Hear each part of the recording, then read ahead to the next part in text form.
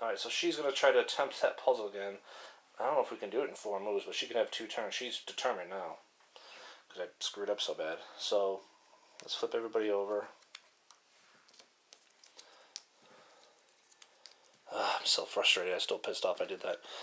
Okay, so Agatha is going to attempt that puzzle again. So let's bring it up here again. And show how dumb we are. Okay, it remembers, like I said, so far we've done 8 moves, and we haven't gotten anywhere. So she has 4 moves because of her observation. So we gotta go 1, 2, 3, 4. And the problem is we have to do another action because she doesn't have any clues left. That was 4 moves, so we need to do 1 more action on this thing. So you could close it out, but now that was 1 action to try it, so she's going to do a second action to do it again. Don't technically have to close it out, and then do 1 move to unlock it. Ugh. Alright, puzzle completed. You hear an audible click, and the padlock pops open. Inside the chest, you find a grotesque statue of an octopod dragon and something else that might be of use. Gain the sedative's common item. Alright. Sedative's common item. Let's see what this bad boy does. Equipment. At the start of your turn, you may discard 3 damage and 3 horror. Oh. If you do, discard this card at the end of your turn. So that's the only thing you can do their whole turn, but that is pretty awesome. Okay. And then we get a grotesque stone unique item. Okay. There's actually like 4 of those in the deck or something like that. Grotesque stones. Okay. So what this basically is evidence. Thousands of years seem to be recorded in the statue's dim and greenish surface of unrecognizable stone. So as I said before, evidence, you can use this later for something. If it pops up, you can say, I got so much evidence, or I can use an evidence for this. And she gets a clue. Nice. And then discard the search token. Alright, so it took 3 actions to do that puzzle, which is pretty bad. But I went way too fast the first time and screwed it up. Okay, so that is it for Agatha this turn. But we got sedatives, which can be very useful. We got evidence, which could be very useful, or extremely useful. So who's next here? Does anybody have anything down here to heal? Carson, no. Lucky Rabbit's Foot. King James Bible can be used to heal, but Father Mateo has that in the bathroom. Yeah, nobody else who's here has anything that's healable that's close by here. I need to heal some of their stuff. We could move somebody out and then he can come and get it. King James Bible discards a horror. That could be useful for Ming, who has 2 of them.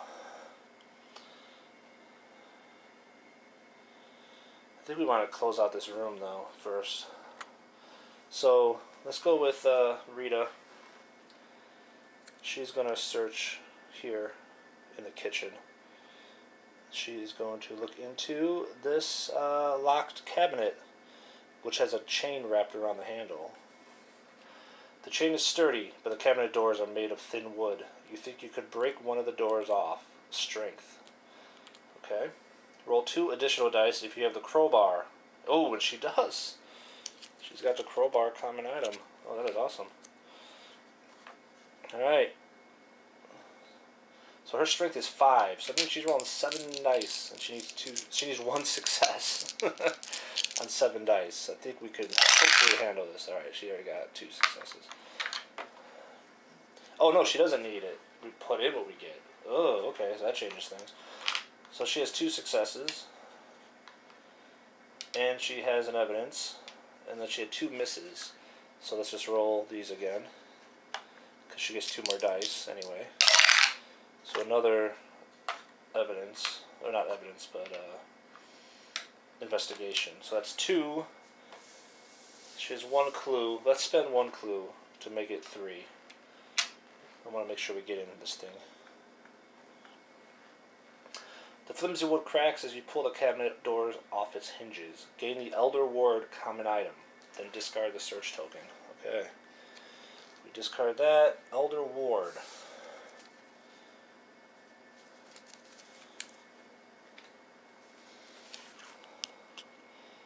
Elder Ward item. Roll 1 additional die while a monster is attacking you. Oh, nice. Okay. And she's our fighter, pretty much. So that's good. And then since so that was her first action, so she's going to move. She can move 3. 1, 2, 3. Because of her ability to move faster. And she's done. So now Min is going to go, and she's going to head here. 1. She's going to see what's in this fridge. The refrigerator has been left cracked open, leaking a pool of water onto the floor. You pull open the heavy refrigerator door and reach in to rifle through the haphazardly stacked food. You recoil in horror as the severed head of a goat falls to the floor with a sickening thud. Suffer 1 face-down horror and gain 1 clue. Oh my, really? She just gets a horror straight up. Okay. So she's back to 3. But she does get a clue.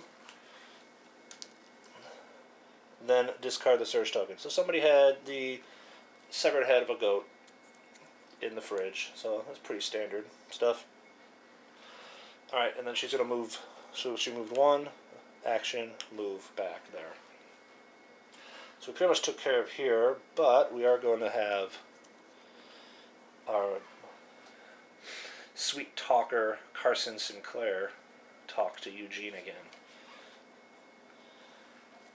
So Eugene tells you what happened before you arrived. Several robed figures entered the mansion through the side door and took Mr. Vanderbilt to the yard. Soon after they arrived, I can hear them chanting. So if there's an action, where is that? Those ruffians took Mr. Vanderbilt to the yard. You can get to the yard through the west door of the hall.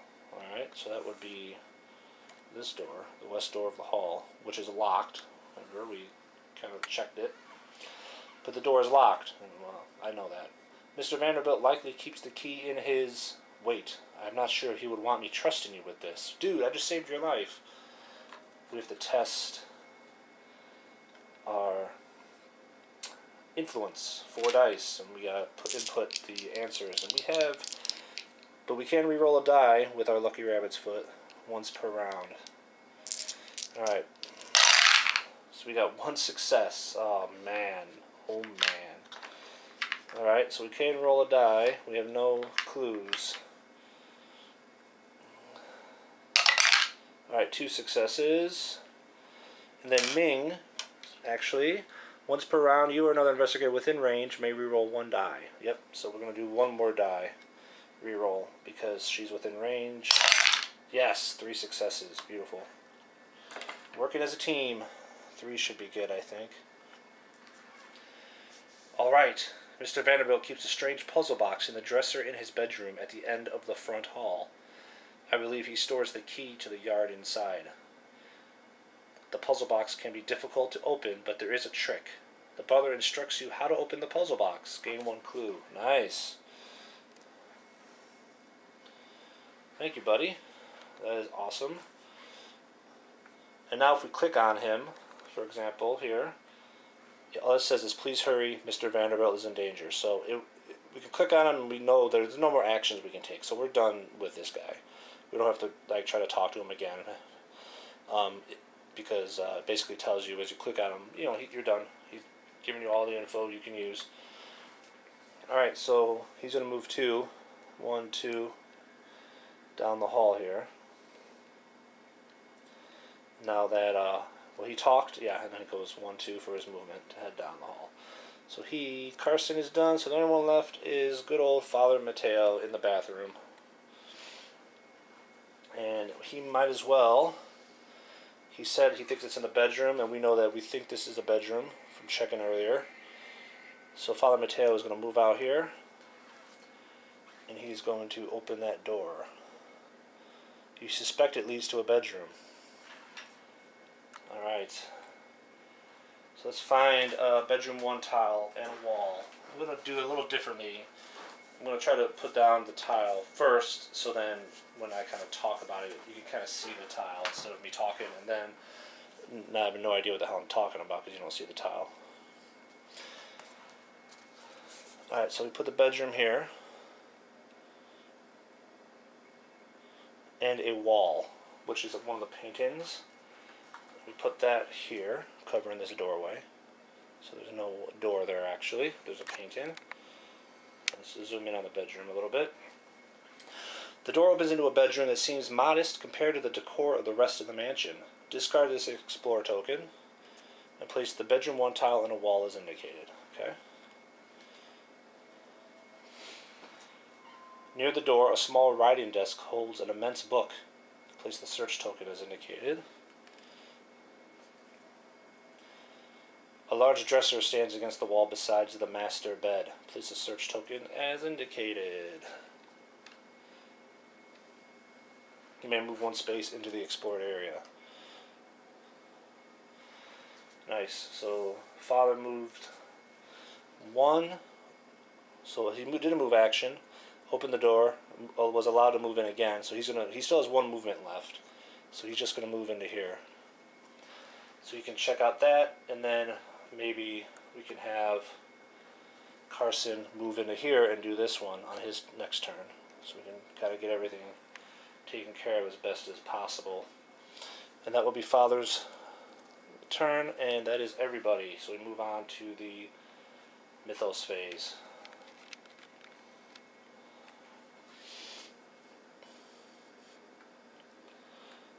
Let's see what happens. The corridor stretches on forever, lined with countless doors. This mythos event affects the investigator in an alley or hall who has suffered the most horror. This is a hall, an event hall. We have no alleys, so if we were outside, for example. So he's the only one in the hall. The entry hall, this is a hall corner. This is a hall end. So look at the names. It was in the entry hall. So old Carson has to resolve this. You open door after door trying to find your way. Will 1. Alright. So a will test, and we only need 1 success. His will is 3. He has a lucky rabbit's foot because it's a new round, and he gets 1 additional die while resolving a will test because of his holy cross. So he gets 4 dice, and we need 1 success. We got 2, so we're good. Alright. If you pass, you find yourself back where you started. And that's it. So if we failed, it would have been a lot worse. Ooh, what is this? A robed figure appears from a secret door and begins searching around. Upon seeing signs of other people, the figure yells, "There is someone here!" You hear a muffled response from another part of the estate. "Get rid of them. Spawn a cultist as indicated." Uh-oh. It's time for another enemy. We've only had 1. This is the first quest in the game, of course.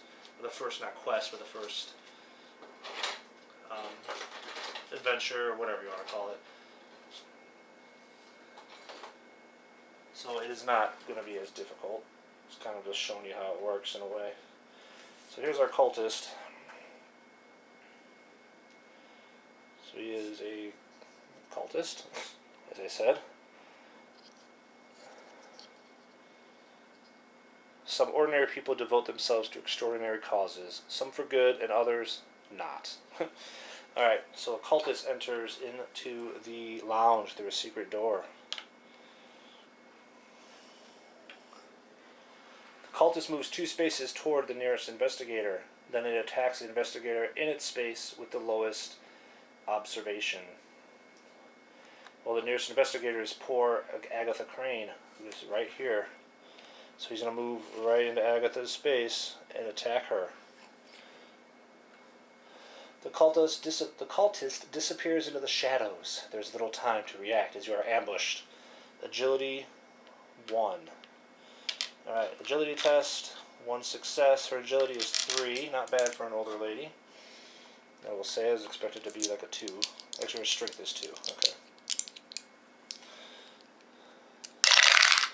So she passes. Nice. Alright, we only need 1 success. If you pass, the cultist reappears just behind you, but you manage to scramble away. Oh, nice. So he doesn't even hurt her at all. Beautiful.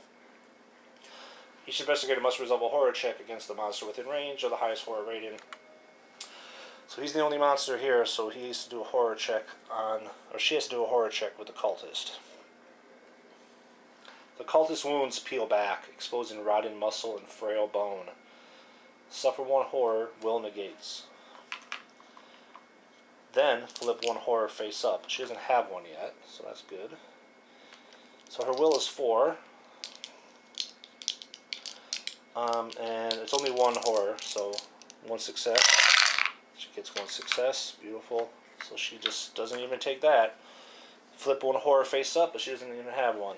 So this cultist is not doing what he would expected to do to poor old Agatha, who's more than enough match for him. Now Agatha has an ability. After you resolve a horror check, which she just did, gain a clue. So she gets a clue every time she gets a horror check. That is pretty awesome. Alright. So that is the end of the mythos phase. Back to our investigator phase.